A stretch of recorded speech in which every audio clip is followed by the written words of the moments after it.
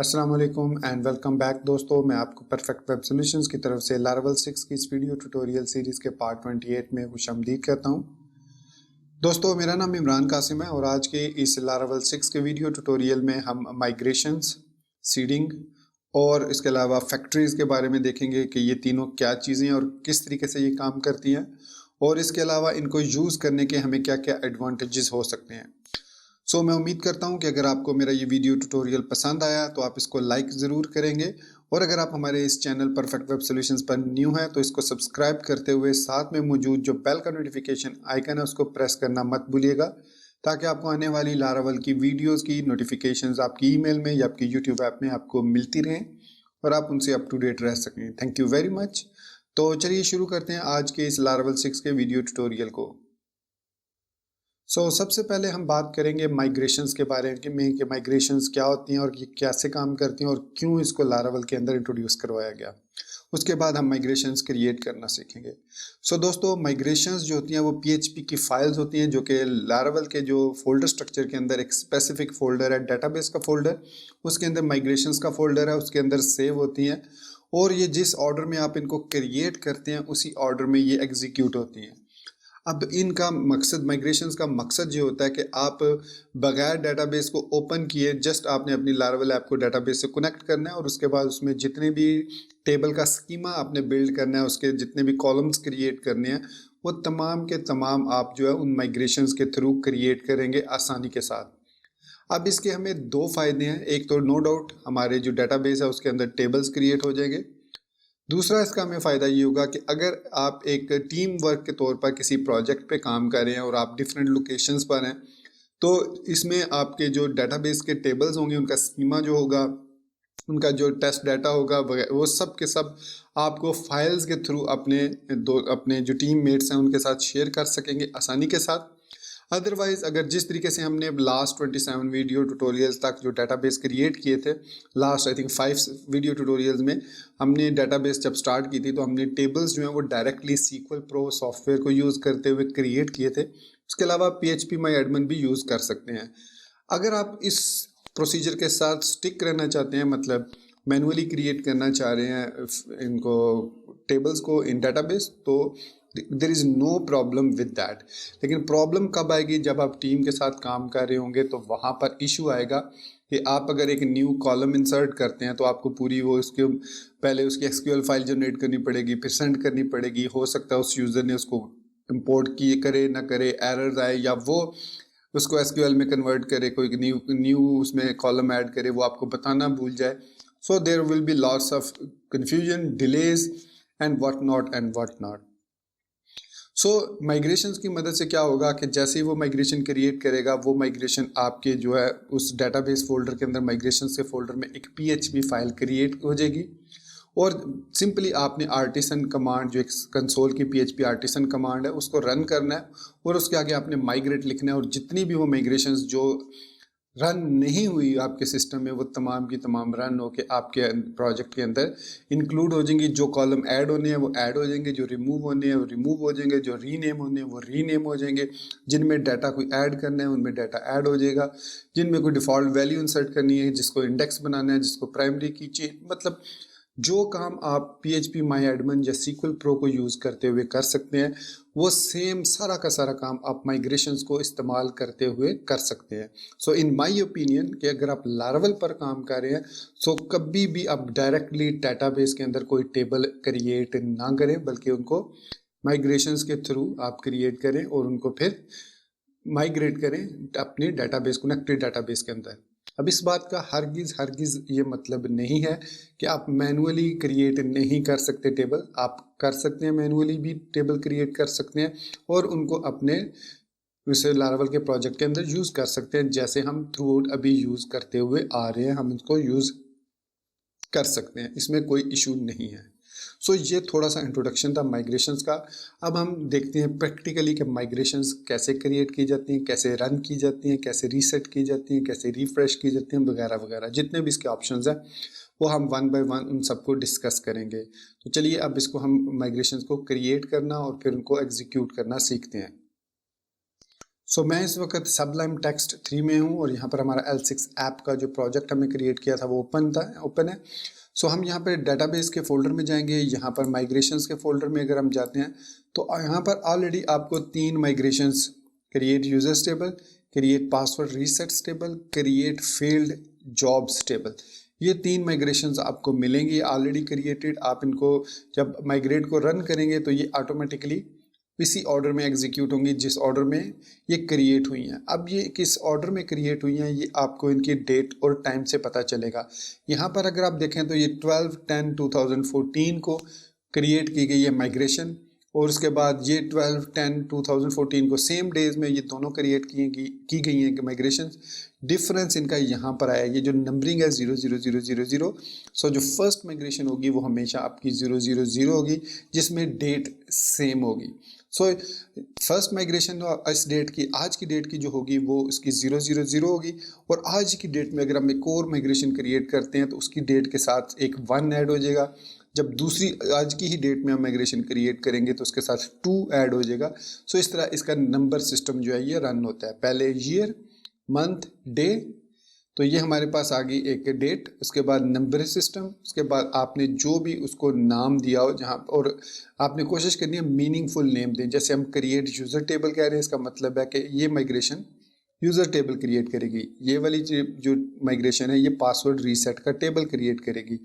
ये वाली जो माइग्रेशन है ये फील्ड जॉब्स का टेबल जो है वो क्रिएट करेगी। तो इसी तरीके से अगर आप कोई टेबल क्रिएट कर रहे हैं माइग्रेशन के थ्रू, तो हमेशा अगर वो क्रिएट कर रहे हैं तो क्रिएट उस टेबल का नाम अंडरस्कोर टेबल उसका नाम रखेंगे, और उसके बाद आप उसको सेव करेंगे तो वो ऑटोमेटिकली यहाँ माइग्रेशंस के फोल्डर में सेव हो जाएगा। तो इस तरीके से हम माइग्रेशंस क्रिएट करते हैं। तो चलिए हम एक माइग्रेशन क्रिएट करते हैं पोस्ट्स के नाम से। सो उसको क्रिएट करने का तरीका ये है कि यहाँ पर आप टर्मिनल पर आएंगे, आप मेक श्योर कीजिए L6 ऐप के फोल्डर में है। अच्छा, यहाँ पर मैं एक और बात इंपॉर्टेंट बता दूं कि इन माइग्रेशंस या जो PHP आर्टिसन की जितनी भी कमांड्स हैं हम उनको ब्राउज़र के थ्रू भी अगर एग्जीक्यूट करना चाहें तो एग्जीक्यूट कर सकते हैं, उसमें कोई इशू नहीं है। समटाइम आप अपनी लारावल की एप्लीकेशन को शेयर्ड होस्टिंग पर डिप्लॉय करते हैं तो आप उसमें एक सेक्शन रख सकते हैं जहां पर जाकर आप माइग्रेशंस को क्रिएट कर सकते हैं। आप चाहे तो कोई इंटरफेस भी क्रिएट कर सकते हैं और वहां पर बैठ के आप उनको नाम दें, उसी फॉर्म के अंदर उसका नाम दें, उसको जो भी आप देना चाहें। फिर माइग्रेट का बटन लगा सकते हैं कि माइग्रेट पे जैसे क्लिक करें माइग्रेशन रन हो जाए। तो ये सारा काम भी आप करना चाहें तो कर सकते हैं। फिलहाल हम आएंगे टर्मिनल पर और यहाँ पर लिखेंगे PHP artisan help make migration, make migrate है, आई थिंक माइग्रेशन है, ठीक है, मेक माइग्रेशन और एंटर प्रेस करेंगे। सो इसने बताया कि ये जो मेक माइग्रेशन कमांड है जो PHP आर्टिसन की है ये क्रिएट करेगी न्यू माइग्रेशन फाइल। इसके कुछ ऑप्शन हैं, जो इंपॉर्टेंट ऑप्शन है वो इसका नेम है। So the name of the migration, ये कुछ भी हो सकता है, लेकिन इंपॉर्टेंट चीज़ जो आपने याद रखनी है कन्वेंशन वो ये है कि एक तो टेबल नेम्स जो हैं वो प्लूरल होने चाहिए, और दूसरा जो है वो आपके इसका जो नेम है कंप्लीट फाइल नेम वो यूज़फुल होना चाहिए, जैसे मैंने अभी आपको दिखाया। सो इसके अंदर 2 इंपॉर्टेंट ऑप्शंस हैं, एक है क्रिएट और एक है टेबल, डैश डैश क्रिएट और डैश डैश टेबल। इनको समझना बहुत ज़रूरी है कि जब आप एक ऐसी माइग्रेशन क्रिएट करें जिसमें एक आप न्यू टेबल क्रिएट करना चाह रहे हैं तो वहाँ पर आप डैश डैश क्रिएट और फिर टेबल का नाम लिखेंगे इक्वल साइन के बाद। अगर आप किसी एग्जिस्टिंग टेबल में कोई कॉलम ऐड करना चाह रहे हैं सो देन आप यूज़ करेंगे डैश डैश टेबल और उस टेबल का नाम। सो ये 2 इंपॉर्टेंट इसमें ऑप्शंस हैं, बाकी ये ऑप्शन इतने इंपॉर्टेंट नहीं है इसमें। अगर आपके इसके बारे में देखना चाहें तो यहाँ पर आप देख सकते हैं कि हेल्प मौजूद है। आप पाथ के ज़रिए उस माइग्रेशन फाइल का पाथ किसी और जगह पर भी रख सकते हैं, रियल पाथ उसको दे सकते हैं, फुल पाथ उसको दे सकते हैं। सो बाय डिफ़ॉल्ट जो होता है वो रियल पाथ ही होता है जहाँ पर हम डेटाबेस के अंदर माइग्रेशंस का फोल्डर होता है। सो अभी जैसे मैंने कहा कि हम पोस्ट का टेबल क्रिएट करेंगे। सो चलिए अब हम पोस्ट का टेबल माइग्रेशंस के थ्रू क्रिएट करते हैं। उससे पहले मैं एक काम कर लेता हूं कि मैं यहाँ पर अपने SQL Pro को ओपन करके जो मैंने ऑलरेडी एग्जिस्टिंग टेबल्स क्रिएट किए थे डेटाबेस के अंदर उनको मैं ख़त्म कर रहा हूँ, क्योंकि सॉरी आई थिंक मेरे पास जो है MySQL नहीं रन हो रहा, क्योंकि मैं MySQL को एज अ सर्विस रन नहीं कर रहा, इसलिए कि इसमें ऐसे ही वो मेमोरी फिर लेता है तो अच्छा नहीं होता। जब ज़रूरत पड़ती है तो मैं इसको ऑन कर लेता हूँ। तो अब मैं इसको कनेक्ट करूँगा और L6 ऐप में जाके जितने भी हमारे टेबल्स हैं उनको मैं रिमूव कर दूंगा। सो यहाँ पर L6 ऐप में आया मैं, और ये हमने 3 टेबल्स क्रिएट किए थे, ऑर्डर्स, प्रोफाइल और यूज़र्स। सो इनको मैं यहाँ से डिलीट कर दे रहा हूँ। तो ये मैंने इनको डिलीट कर दिया। अब हमारी डाटाबेस जो है वो एम्प्टी है, बिल्कुल उसमें कोई टेबल क्रिएट नहीं है। सो सबसे पहला टेबल हम क्रिएट करेंगे पोस्ट का, क्योंकि यूज़र्स का टेबल ऑलरेडी हमारे पास मौजूद है माइग्रेशंस के अंदर। मैंने आपको दिखाया था यहाँ पे सबलाइम टेक्स्ट में, तो ये टेबल ऑलरेडी मौजूद है। सो यहाँ पर हम लिखेंगे PHP आर्टिसन मेक माइग्रेशन और उसके बाद create post table space dash dash create is equal to post. So ये आपने लिखना ज़रूरी है अगर आप एक नई माइग्रेशन क्रिएट करने जा रहे हैं। तो जैसे ही मैं प्रेस करूँगा इंटर, उसने बताया कि आज की डेट में 8/10/2019 103849 टाइम, जो भी उसने टाइम एक माइक्रो टाइम जो लिया और वो जो नंबरिंग लिया वो यहीं पर चेंज होगी, हर नंबर जो है इससे अप नंबर होगा। तो उस पर उसने कहा क्रिएट पोस्ट टेबल। सो ये हमारे पास पोस्ट टेबल अब क्रिएट हो जाएगा। तो यहाँ पर अगर मैं वापस आता हूँ सबलाइम टेक्स्ट में, तो यहाँ पर आप देखेंगे कि एक फ़ाइल क्रिएट हो चुकी है क्रिएट पोस्ट टेबल के नाम से। यहाँ पर आप देख सकते हैं कि ये क्रिएट पोस्ट टेबल के नाम से फाइल PHP फाइल क्रिएट हो चुकी है। सो ये हमने एक माइग्रेशन क्रिएट कर ली। अब अगर समहाउ मैं यहाँ पर अगर यूज़र्स टेबल को ओपन करता हूँ, तो यहाँ पर हमारे पास एक स्कीमा की क्लास है। स्कीमा की क्लास, उसका एक स्टैटिक मेथड है क्रिएट, वो हम कॉल कर रहे हैं जब हम क्रिएट करना चाह रहे हैं न्यू टेबल को। और उसके अंदर हम फील्ड्स जो वो इस तरीके से ब्लूप्रिंट क्लास के थ्रू प्रोवाइड करते हैं। और ये दोनों क्लासें हमने यहाँ पर इंपोर्ट की हुई हैं विद माइग्रेशंस। सो ये माइग्रेशन बेसिकली बैक एंड पर जो क्यूरी जनरेट करता है डाटाबेस के लिए, वो ये माइग्रेशंस करती हैं। तो स्कीमा जो है वो बेसिकली हमारा स्कीमा क्रिएट करता है।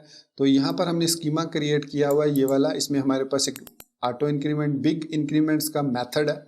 ये मैं आपको अभी इसकी हेल्प में दिखा दूंगा। हमारे पास बेशुमार इनके अलावा भी काफ़ी सारे फील्ड्स के डाटा टाइप्स हैं, ये डाटा टाइप समझ लें। अब बिग इंक्रीमेंट्स जो है ये दो काम करता है। एक तो एक बिग इंटीजर बनाता है जो कि अनसाइंड होता है, और साथ ही साथ उसको ऑटो इंक्रीमेंट करके प्राइमरी की भी बना देता है, जिसके साथ हम इंक्रीमेंट्स बिग इंक्रीमेंट्स लगा देंगे। दैट फील्ड बिकम्स प्राइमरी की, auto increment and big unsigned integer. उसके बाद स्ट्रिंग बेसिकली वारचार के लिए होता है। सो इसमें हमने स्ट्रिंग दे दिया तो वारचार बन गया, और जिसको डिफ़ॉल्ट फील्ड जो भी इसकी होगी वो असाइन हो जाएगी। अगर आप यहाँ पर माउस होवर करें तो आपको इसके बारे में पता भी चल जाएगा कि ये कहाँ पर कॉल हो रहा है।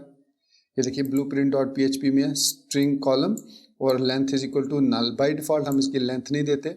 सो length is equal to length और बिल्डर डिफ़ॉल्ट स्ट्रिंग लेंथ। तो ये डिफ़ॉल्ट स्ट्रिंग लेंथ यहाँ से उठा लेता है। इसकी ये लेंथ हमारे पास प्रॉपर्टी है जो कि डिफ़ॉल्ट इसमें यहाँ पर बहरहाल ये उसकी ऑटोमेटिकली लेंथ एक डिफ़ॉल्ट दे के 255 जो भी लेंथ होती है वो यहाँ पर इसको असाइन कर देता है। ये देखिए default string length is equal to 255 इसको असाइन कर देता है। ये इसको असाइन हो जाती है। अगर हमने यहाँ पर डिफ़ाइन करना चाहिए स्पेसिफिक कितनी लेंथ हो, यहाँ पर हम कॉमा लगा के वो डिफ़ाइन कर सकते हैं। सो नेम 100 लेंथ या जो भी है। उसके बाद टेबल स्ट्रिंग ईमेल का टेबल और साथ उसके एक यूनिक का मेथड हमने यूज़ किया। अब ये वाले माइग्रेशंस के अंदर भी हमारे पास काफ़ी सारे मेथड्स मौजूद हैं। यूनिक का मतलब होता है कि ये अब हमारे पास जो है ये कौन सी की है, यूनिक की है, और उसके अलावा ये इंडेक्स की है। सो ये ऑटोमेटिकली इंडेक्स भी हो जाएगी और ये यूनिक भी हो जाएगी। मतलब आप दो ईमेल्स एक यूज़र्स के टेबल में सेव नहीं कर सकते। अब ये एक न्यू कॉलम है ईमेल वेरीफाइड एट, और ये एक टाइम स्टैम्प है और ये बताएगा कि आपका जो ईमेल है जब यूज़र क्रिएट हुआ तो उसका जो ईमेल है वो कब वेरीफाई हुआ। बाय डिफ़ॉल्ट ये नलेबल होता है कि उसमें कोई वैल्यू नहीं होती। उसके बाद है स्ट्रिंग पासवर्ड। डेफिनेटली हम पासवर्ड की फॉर्मेट में सेव करते हैं, स्ट्रिंग की फॉर्मेट में पासवर्ड को सेव करते हैं लेकिन हैश करके। सो बी क्रिप्ट यूज़ किया जाता है हैशिंग के लिए। उसके अलावा रिमेंबर टोकन है और टाइम स्टैम्प्स है। सो रिमेंबर टोकन बेसिकली हम यूज़ करते हैं कि अगर हमने वो चेक बॉक्स को चेक किया हुआ है कि रिमेंबर मी, तो ऑटोमेटिकली जब आप दूसरी दफ़ा पेज ओपन करेंगे ब्राउज़र क्लोज करके भी, सो वो रिमेंबर रखेगा कुकीज़ की सूरत में और आपको लॉगिन कर देगा, खुद ब खुद ही आपको यूज़र नेम और पासवर्ड देने की ज़रूरत नहीं पड़ेगी। उसके बाद है टेबल टाइम स्टैम्प्स। सो टाइम स्टैम्प बेसिकली ये लारावल स्पेसिफिक मेथड है जो कि 2 एक्स्ट्रा कॉलम्स क्रिएट करता है हर टेबल में जहां पर आपने टाइम स्टैम्प्स को मेथड को यूज़ किया हो। एक क्रिएटेड एट और दूसरा अपडेटेड एट। मतलब आपने इस टेबल के अंदर कब कोई न्यू वैल्यू इंसर्ट की, वो क्रिएटेड एट और अपडेटेड एट दोनों में ऐड हो जाएगी। और जैसे ही आप उसमें कोई चीज़ अपडेट करेंगे, फॉर एग्जांपल पासवर्ड चेंज करेंगे, सो जो अपडेटेड ऐड की फील्ड है वो अपडेट हो जाएगी, लेकिन क्रिएटेड ऐड सेम रहेगी। सो उसकी मदद से आप फाइंड कर सकते हैं कि लास्ट टाइम यूज़र ने अपना पासवर्ड कब चेंज किया था। तो आप सम सॉर्ट ऑफ सिक्योरिटी लगाना चाह रहे हैं, जैसे कि 3 महीने बाद user must need to change his or her password, उसको पासवर्ड अपना चेंज करना चाहिए, तो वो आप एक मिडल वे लगा के उसको बता सकते हैं कि 3 मंथ्स हो गए हैं आपने पासवर्ड यूज़ करते हुए, काइंडली अपना पासवर्ड चेंज कर लीजिए व्हाट्सएवर। सो ये भी लारावल स्पेसिफिक है, ये भी लारावल स्पेसिफिक मेथड्स है। ये तमाम मेथड्स आपको जो लारावल की डॉक्यूमेंटेशन है उसके अंदर जब चाहेंगे आप, और वहाँ पर आप डेटाबेस के सेक्शन में माइग्रेशंस में जाएंगे तो वो सारे के सारे वहाँ पर आपको ये मेथड विद देयर डेफिनेशंस मिल जाएंगे। सो आप वहाँ पर पढ़ लीजिए, जिसकी समझ ना आए आपको वो आप हमारे इसी वीडियो के कमेंट सेक्शन में मुझसे पूछ सकते हैं, and I will tell you कि व्हाट इज़ दैट। सो इसमें अप मेथड है एक माइग्रेशन में, और एक डाउन मेथड है। अप मेथड तब यूज़ होता है जब हम माइग्रेट को रन करते हैं, और डाउन मेथड उस वक्त रन होता है जब हम या तो रोल बैक करते हैं माइग्रेशन को थ्रू अ सर्टेन पॉइंट, या रिफ्रेश करते हैं, या हम फ्रेश करते हैं। So there are certain options. आप सिर्फ और सिर्फ उस सूरत में रन होगा जब आप माइग्रेट करेंगे अप, मतलब माइग्रेशन को रन करेंगे। माइग्रेट रिफ्रेश क्या करेगा, पहले डाउन करेगा फिर अप करेगा। सो इस तरीके से हमारे पास डिफरेंट ऑप्शंस हैं माइग्रेट के साथ। सो हमने टेबल क्रिएट किया था पोस्ट का टेबल। तो जब मैंने dash dash create is equal to दिया पोस्ट, सो इसने ऑटोमेटिकली एक डिफ़ॉल्ट स्कीमा हमने क्रिएट में करके दे दिया क्रिएट, जिसमें उसने बता दिया कि एक आईडी होगी, डेफिनेटली हर टेबल के अंदर हमारी एक ऑटो इंक्रीमेंट वाली आईडी होगी, और हर टेबल के अंदर हमारे पास टाइम स्टैम्प्स की फील्ड होगी। अगर आप ये नहीं यूज़ करना चाह रहे, जैसे मैं अगर आपको दिखाऊं रीसेट पासवर्ड टेबल्स में हमारे पास यहाँ पर आप देख सकते हैं कि सिर्फ और सिर्फ एक टाइम स्टैम्प है जो कि क्रिएटेड ऐड है। अपडेटेड ऐड के इसमें हमें ज़रूरत नहीं थी, तो हमने अलग से क्रिएट कर लिया विद यूजिंग टाइम स्टैम्प। हाँ, यहाँ पर हमने यूज़ नहीं किया इसको, सिंपली टाइम स्टैम्प्स को। अगर हम यहाँ पर, ये सिर्फ टाइम स्टैम्प है और ये टाइम स्टैम्प्स है, डिफरेंट देख लीजिए। ये टाइम स्टैम्प डेटाबेस स्पेसिफिक है, और ये टाइम स्टैम्प्स है ये लारावल स्पेसिफिक है। तो ये भी लारावल स्पेसिफिक है। तो ये हमारे पास यूजर्स का टेबल क्रिएट हो जाएगा, और इस तरीके से अगर ड्रॉप करना चाहें, रिवर्स करना चाहें माइग्रेशंस को, तो फिर हमारा वो ड्रॉप हो जाएगा अगर वो एग्जिस्ट करता है। सो अब हमने पोस्ट का टेबल ये बना लिया। अब इसमें हमने कुछ फील्ड्स ऐड करनी है। तो मैं पहली फील्ड ऐड करूँगा, स्ट्रिंग एक होगा जो कि होगा टाइटल, और इसको मैं लेंथ दे दूँगा 100। उसके बाद टेबल टेक्स्ट, और इसको मैं टाइप दे दूँगा कंटेंट। और ये हमने अब 2 फील्ड उसमें ऐड कर ली, और एक और हम ऐड कर देते हैं टेबल स्ट्रिंग थंबनेल, और इसको लेंथ हम 255 दे देते हैं, और इसको नलेबल कर देते हैं।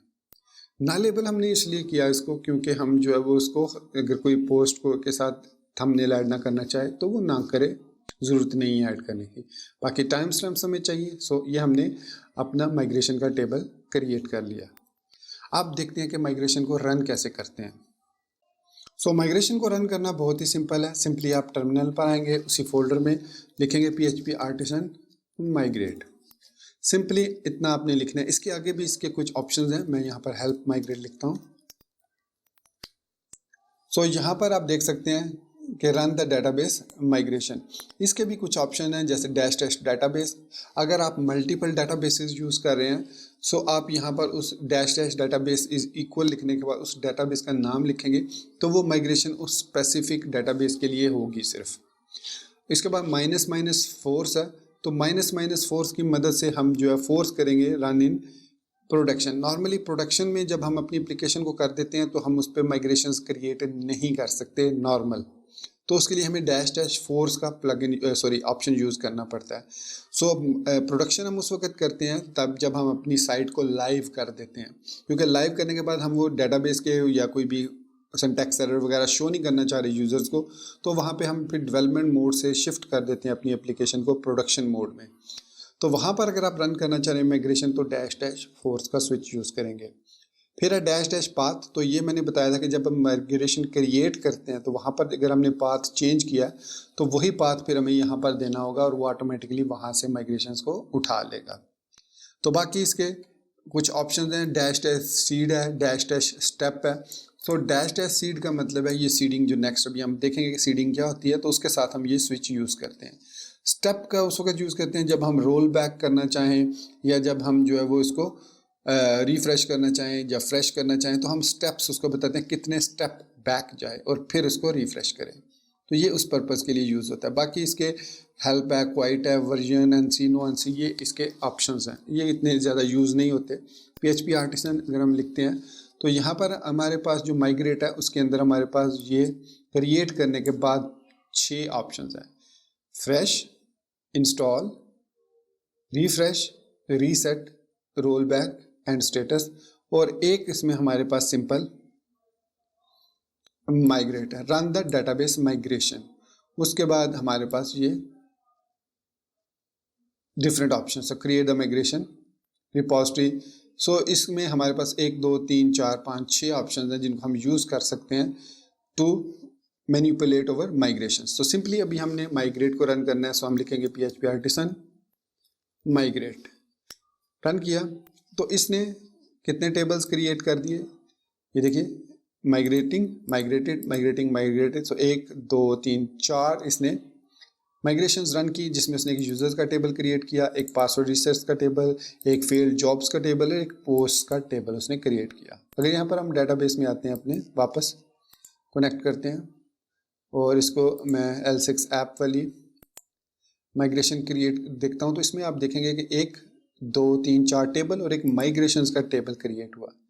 सो माइग्रेशन का टेबल जो है इसमें हमारे पास 4 आईडीज़ आई हैं और बैच नंबर इसका ये जो है ये हमारे पास बताता है कि इस वक्त हम किस माइग्रेशन नंबर पे हैं। सो हम 1 पे हैं। अब for certain after some time मुझे रियलाइज़ हुआ कि भाई मैंने तो पोस्ट के टेबल में ऐड करना था यूज़र आईडी भी, क्योंकि डेफिनेटली पोस्ट तो एक यूज़र क्रिएट करता है। सो अब क्या किया जाए, अब ये जो यूज़र्स का टेबल है इसको मैंने लिंक करना है पोस्ट के टेबल के साथ। तो मुझे पोस्ट के टेबल में एक न्यू कॉलम चाहिए यूज़र आईडी के नाम से। अब अगर मैं यहाँ पर जो क्रिएट पोस्ट का टेबल है इसके अंदर क्रिएट करता हूँ कॉलम को, एक्स्ट्रा कॉलम को, तो हम उसको माइग्रेट नहीं कर सकते। तो अगर हम माइग्रेट रिफ्रेश या फ्रेश करेंगे तो हमारा जो एग्जिस्टिंग डाटा होगा वो ख़त्म हो जाएगा, क्योंकि माइग्रेट के अलावा जितनी भी कमांड्स हैं, रोल बैक है, रिफ्रेश है, फ्रेश है, ये डाटा को ख़त्म करके दोबारा एग्जीक्यूट करती हैं माइग्रेशंस को। सो इसलिए ऐसी सिचुएशन में कि आपने कुछ डाटा ऐड कर दिया, बाद में आपको याद आया कि हाँ भाई इसमें तो एक कॉलम मैंने ऐड करना था, तो वहाँ पर अब आप दोबारा एक माइग्रेशन क्रिएट करेंगे। एक और मैं दोबारा टर्मिनल पर आता हूँ और अब मैं लिखूँगा PHP artisan make migration add. अब मुझे user underscore ID column posts. So अब मैंने उसे कहा कि add user ID column in posts. So add user ID column post, ये हमने कहा उसको क्रिएट करनी है, और dash dash table is equal to posts, और साथ में मैंने उसे बताया कि ये जो कॉलम मैंने ऐड करना है ये पोस्ट्स के टेबल में मैंने क्रिएट करना है, ये ज़रूरी है बताना। एंटर प्रेस किया, सो अगेन डेट और टाइम आ गया, और जब हम टर्मिनल उसमें सबलाइम टेक्स्ट में आए तो उसने यहाँ पर एक और PHP फाइल क्रिएट कर दी। अब ऐड यूज़र ID कॉलम और क्रिएट पोस्ट टेबल दोनों में डिफरेंस देखिएगा। इसमें जब हमें आया तो यहाँ पर आप देख सकते हैं इसमें क्रिएट का मेथड कॉल नहीं हुआ, यहाँ पर स्कीमा के साथ क्रिएट का मेथड कॉल हुआ है, लेकिन यहाँ पर स्कीमा के साथ टेबल का मेथड कॉल हुआ है। सो यहाँ पर अब हम एक न्यू कॉलम ऐड करेंगे। सो सिंपली मैं लिखूँगा टेबल, और यहाँ पर मैं ऐड कॉलम नहीं लिखेंगे, सॉरी, इसमें हम लिखेंगे उसकी डाटा टाइप जो भी है। सो हमने उसकी बिग इंक्रीमेंट थी, सो यहाँ पर हम इसको डाटा टाइप जो देंगे, हमारे पास बिग इंटीजर डाटा टाइप है। यहाँ पर मैं डॉक्यूमेंटेशन में आता हूँ, इंटीजर भी दे सकते हैं इसको सिंपल, सो डेटाबेस में, माइग्रेशंस में, और यहाँ पर हमारे पास है माइग्रेशन स्ट्रक्चर, और आई थिंक यहाँ पर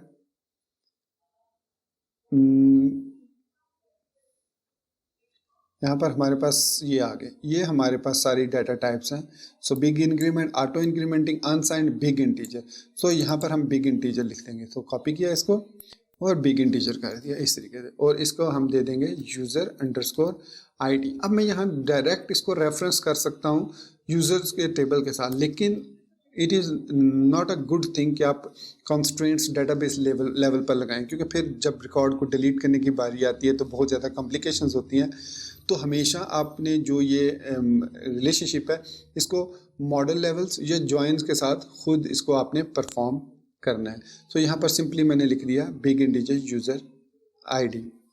फिर इसके बाद हमारे पास ये स्कीमा टेबल डाउन। सो यहाँ पर अब हमने टेबल को ड्रॉप करना है। सो टेबल ड्रॉप कॉलम, और यहाँ पर अगर मैं आऊँ तो यहाँ पर ड्रॉप कॉलम, ये देखिए यहाँ पर टेबल ड्रॉप कॉलम, और आप एरेज की सूरत में जितने आपने कॉलम्स यहाँ पर ऐड किए हैं उतने ही आप कॉलम्स यहाँ पर रिमूव भी कर सकते हैं in the form of array, इस तरीके से।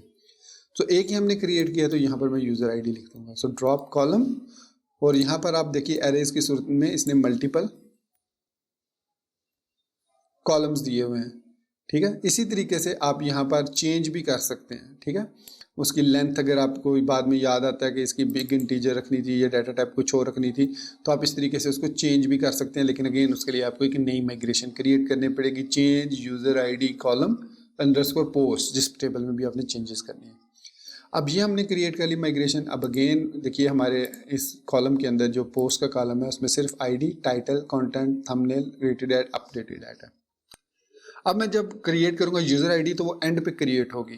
तो मैं ये चाह रहा हूँ कि ID के बाद टाइटल उसके या ID के बाद यूज़र ID आए। तो इसके लिए हमारे पास एक और मेथड है आफ्टर, और यहाँ पर हम डिफाइन करेंगे कि इसके बाद हमने इसको क्रिएट करना है। सो यूज़र्स के टेबल में यूज़र ID क्रिएट करो आफ्टर ID। सो आफ्टर का भी मेथड यहाँ पर मौजूद है, शायद आफ्टर कॉलम है, after and then you name the column, ठीक हो गया। सो कॉलम नेम आप देंगे तो उसके बाद वो क्रिएट होगा। सो अब हमारी ये जो न्यू माइग्रेशन क्रिएट होगी PHP आर्टिसन माइग्रेट। सो एक ही माइग्रेशन रन हुई है ये वाली 0.04 सेकंड्स में, और जब हम डाटाबेस को रिफ्रेश करेंगे तो आप देख सकते हैं ID के बाद यूज़र ID, फिर title, content, thumbnail, created at, updated add.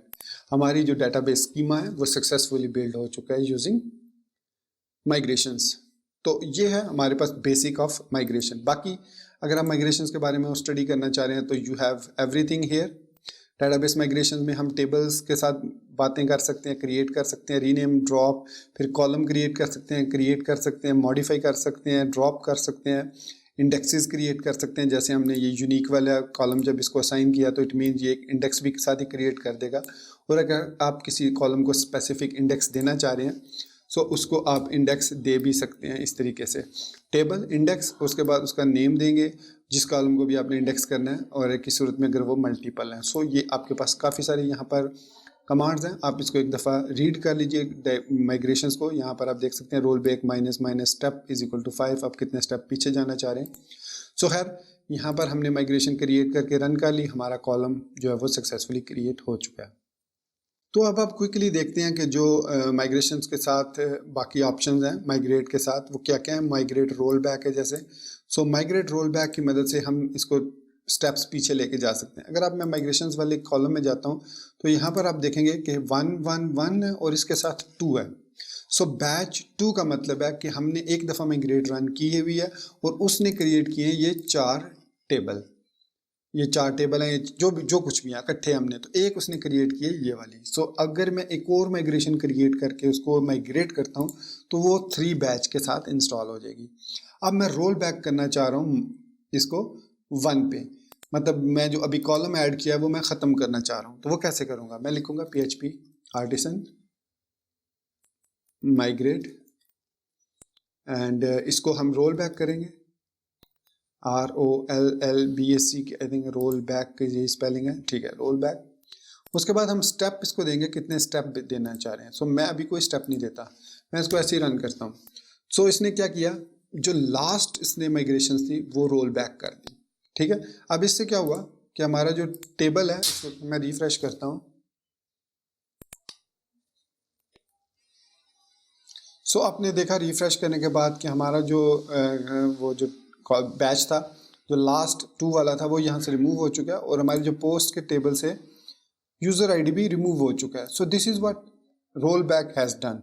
ये आपका जो लास्ट स्टेप होता है उस पर चला जाता है। अभी 2 जो था, 1 जो था वो लास्ट, 2 जो था वो लास्ट स्टेप था, तो उसने लास्ट स्टेप को रोल बैक कर दिया। लेकिन अगर आप उससे भी बैक जाना चाहें, अब मैं एक दफ़ा फिर रोल बैक करता हूँ इसको। सो उसने वो तमाम टेबल जो 1 वाले स्टेप में थे उसको भी उसने ख़त्म कर दिया। तो अब हमारे पास जो डाटाबेस है वो बिल्कुल एम्प्टी हो चुकी होगी। सो देखिए, सिर्फ माइग्रेशंस का टेबल रह गया और बाकी हमारी माइग्रेशंस यहाँ से रिमूव हो चुकी हैं टेबल्स। अब मैं दोबारा इसको करता हूँ माइग्रेट किया, अब तमाम कॉलम्स दोबारा आ गए, लेकिन यहाँ पर जो चेंज आपको मिलेगा, अब सब के सब जो है वो 1 1 1 1 है। अब हम न्यू माइग्रेशन जब क्रिएट करेंगे तो वो 2 होगी, जब न्यू माइग्रेशन क्रिएट करेंगे वो 3 4, इस तरह वो माइग्रेट करने के बाद वो अपडेट होती रहेगी। सो ये है हमारे पास रोल बैक का फीचर। सो इस तरीके से हम रोल बैक करते हैं। इसके बाद है रिफ्रेश। अगर मैं यहाँ पर लिखता हूँ माइग्रेट रिफ्रेश, सो उसने माइग्रेट किया, रोल बैक किया, फिर उसके बाद दोबारा से माइग्रेट कर दिया। रिफ्रेश का मतलब होता है कि एक दफ़ा रोल बैक करना, फिर उसको देखिए यहाँ से rolling back, rolled back, rolling back, rolling back, then again automatically उसने माइग्रेट कर दिया। सो इससे क्या हुआ, हमारे टेबल्स एक दफ़ा ख़त्म हुए और दूसरी दफ़ा फिर क्रिएट हो गए ऑटोमेटिकली। सो ये डिफरेंस है रोल बैक में और रिफ्रेश में। इसी तरीके से हमारे पास है फ्रेश। अब फ्रेश में और रिफ्रेश में आप समझिएगा कि रिफ्रेश जो होता है वो रोल बैक करता है और देन दोबारा से माइग्रेट करता है। फ्रेश क्या करता है, ड्रॉप करता है तमाम टेबल्स को, उसमें जो कुछ भी है डाटा शाटा उस सब को फिनिश करता है और उसके बाद उसको दोबारा माइग्रेशन क्रिएट करता है। तो मैं अब फ्रेश करता हूँ। तो फ्रेश में dropped all table successfully, then it will migrate all table. So यहाँ पर रोल बैक होते हैं रिफ्रेश में, और जो फ्रेश होता है वो ड्रॉप करता है तमाम टेबल्स को और उसके बाद माइग्रेशन को रन कर देता है। So basically migrate refresh, migrate fresh का काम सेम है, सिर्फ रिफ्रेश में रोल बैक होता है और माइग्रेट होता है, जबकि फ्रेश में ड्रॉप होते हैं टेबल्स और फिर माइग्रेशन दोबारा रन होती है। माइग्रेट और रोल बैक में फ़र्क ये है कि माइग्रेट में सिर्फ और सिर्फ माइग्रेट अप जाती है, माइग्रेशन अप होती है, जबकि माइग्रेट जो है वो रोल बैक में माइग्रेशन डाउन वाला मेथड कॉल होता है। So this method works with roll back, this method work with simple migrate. इसके बाद स्टेप्स का भी आपने देखा था ऑप्शन। आपने अगर बहुत ज़्यादा माइग्रेशन रन की हुई हैं और किसी स्पेसिफिक स्टेप पे जाना चाह रहे हैं तो dash dash step is equal to वो लिख देंगे तो उस स्टेप पर आप चले जाएंगे। सो ये है हमारे पास कंप्लीट इंट्रोडक्शन टू माइग्रेशंस, और ये है हमारे पास तरीका कि हम किस तरीके से माइग्रेशंस क्रिएट करते हैं। अब आप आसानी के साथ अपनी टीम को साथ इस माइग्रेशंस को शेयर कर सकते हैं और they can work with these migration. Just उनको PHP आर्टिसन माइग्रेट लिखना पड़ेगा और वो टेबल्स ऑटोमेटिकली डाटाबेस उनके अंदर क्रिएट हो जाएंगे। अगर ऑलरेडी एग्जिस्टिंग है तो आपने डेफिनेटली ऐड कॉलम किए होंगे, सो वो कॉलम्स ऐड हो जाएंगे डाटाबेस के, उनकी डाटाबेस के अंदर जिसके साथ वो कनेक्टेड है। ज़रूरी नहीं वो सेम डाटाबेसेस हो, डिफरेंट डाटाबेसेस भी पॉसिबल है। जो भी डिफ़ॉल्ट डाटाबेस है उसमें वो क्रिएट हो जाएंगे। तो दोस्तों, हमारा जो माइग्रेशंस का ही ट्यूटोरियल है वो काफ़ी लेंथी डिटेल्ड हो चुका है। सो मैं अब दूसरी जो 2 ऑप्शंस हैं फैक्ट्रीज और सीडिंग, उसको नेक्स्ट ट्यूटोरियल के लिए छोड़ देता हूँ। अगर नेक्स्ट ट्यूटोरियल में हम सीडिंग को कंप्लीट ना कर सके, 30 मिनट से अबव हो गया ट्यूटोरियल, तो फिर उसको नेक्स्ट में सीडिंग को फैक्ट्रीज को ले जाएंगे। तो मैं इसको चाहता हूँ कि मैक्सिमम 30 से 40 मिनट्स के बीच में ही ये ट्यूटोरियल, इससे ज़्यादा ना हो क्योंकि बोरिंग स्टार्ट हो जाता है फिर। तो मैंने अपनी पूरी कोशिश की कि माइग्रेशंस के बारे में डिटेल में आपको एक्सप्लेन कर दूँ। As a beginner you need to know the importance and how these migration works. तो ये तमाम चीज़ें मैंने एक्सप्लेन कर दी। तो मैं अब उम्मीद करता हूँ कि अगर आपने यहाँ तक मेरा ये वीडियो ट्यूटोरियल देखा है तो इसका मतलब यही है कि आपको ये वीडियो पसंद आई है। सो अगर आपको पसंद आई है तो आप इसको लाइक ज़रूर कीजिए, और अगर आप हमारे चैनल परफेक्ट वेब सॉल्यूशंस पर न्यू हैं तो काइंडली इसको सब्सक्राइब करते हुए बेल आइकन को ज़रूर प्रेस कीजिएगा ताकि आप हमारी न्यू वीडियोज़ के साथ, अपकमिंग वीडियोज़ के साथ अप टू डेट रह सकें। So guys, thank you very much for being with me till the end. Take care, good bye and अल्लाह हाफिज़।